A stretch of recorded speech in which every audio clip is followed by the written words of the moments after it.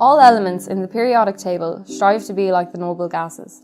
They want 8 electrons on their outer orbits so they can become stable. In order for this to happen, elements must lose or gain an electron. Group 1 and 2 elements will lose, or more correctly, donate electrons.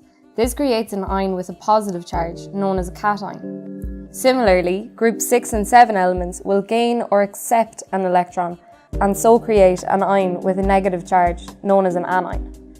A cation and anion form an electrostatic interaction which leads to the formation of an ionic salt. They appear as a 3D crystal lattice under the microscope. As you can see in this demonstration, the salt disappears in water. What actually happens is that the ions in the water attract the ions in the salt and pull them out of the crystal lattice structure, giving the illusion that the salt has disappeared. During this experiment, you're using unknown chemicals that are generally not regarded as safe, so please work carefully. Waste disposal is very important, as again you're working with unknown chemicals, so they must not be poured down the sink. There is a waste bucket in each sink, and this is where your waste will be poured. When working with flames, make sure to have the holder at the top of the test tube and point the opening of the test tube away from your face. Please make sure to wear your glasses and coat when working with flames. When working in the fume hood, make sure the hood is pulled down as far as possible so that your face and chest are covered. When finished, make sure the fume hood is pulled down fully. In first year, you will explore the characteristics of 6 groups of cations: insoluble chlorides, acid-insoluble sulfides, insoluble hydroxides, base-insoluble sulfides, insoluble carbonates, and generally soluble cations. Each group can be distinguished based on the reactions it undergoes. The individual cation can then be determined using confirmatory tests unique to that cation. The copper cation, represented by Cu2+, is an acid-insoluble sulfide. We know this because it does not form a white precipitate when hydrochloric acid is added, and forms a black precipitate when hydrogen sulfide is added. We can confirm this cation as copper 2+ because when reacted with potassium ferrocyanide, it turns a chocolatey colour that goes blue when ammonium hydroxide is added. The iron cation, represented by Fe3+, is an insoluble hydroxide. Before carrying out any determining tests, we must oxidise the salt so that only Fe3+ cations are present. This is done by adding concentrated nitric acid in the fume hood. Boiling chips are then added to the solution and it is boiled gently for 3 minutes. It is important to allow the solution to cool afterward.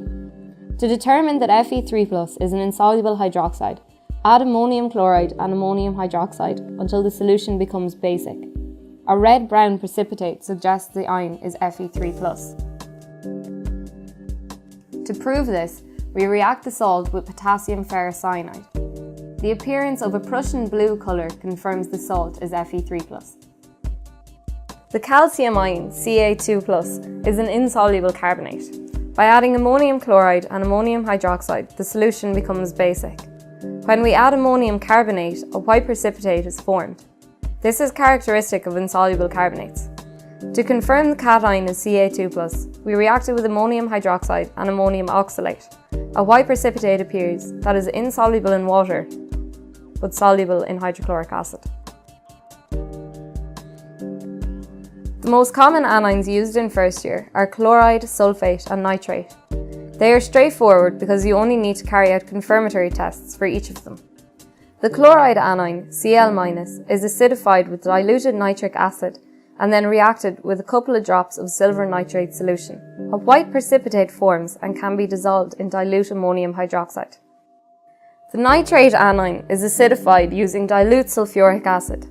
Solid ferrous sulfate is added, and then, working in the fume hood, the test tube is held at an angle and 4 to 5 drops of concentrated sulfuric acid are allowed to run down the side of the test tube.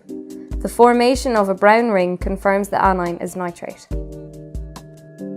The sulfate anion is acidified using dilute hydrochloric acid. When barium chloride is added, a heavy white precipitate proves the cation is sulfate. When you have distinguished the cation and anion, balance the charges to name your ionic salt. The cation always appears first, followed by the anion.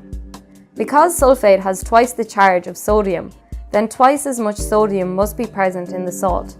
Therefore, the salt is Na2SO4 or sodium sulfate. We hope this video has helped your understanding of qualitative analysis. Thanks for tuning in. Hopefully these videos have improved your knowledge of chemistry and first year experience at NUI Galway.